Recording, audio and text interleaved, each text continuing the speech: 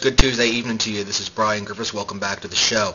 As we enter our third week of our crisis in leadership here in the Arundel County Republican Central Committee, as we debate who the chairman of the Republican Party is going to be come September 5th, we're left with a question, and not just the questions of lack of information that we have seen with the reticence of Central Committee participants to provide that information to myself, to activists, to the media.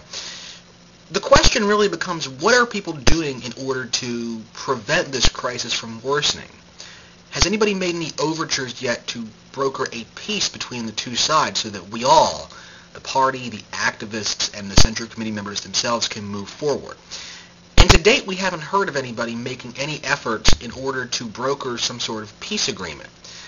Well, I think the time for waiting is over, and I would like to share my thoughts on ways that we can avoid further conflict and bring peace to our party.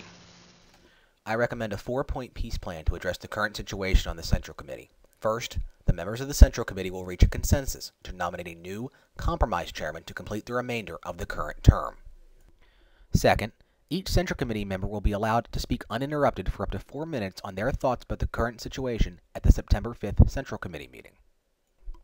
Third, members will agree that all vacancies on the Central Committee will be approved by the entire committee, and not just those members representing that particular district, through the 2010 election.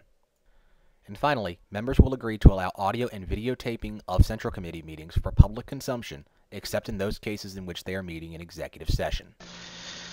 Now, maybe that solution is not workable in the eyes of Central Committee members or other folks who are watching this video here tonight, but it's time somebody shows some leadership. We have a number of Central Committee members, of party activists, elected officials in this county who are letting the pitch go by.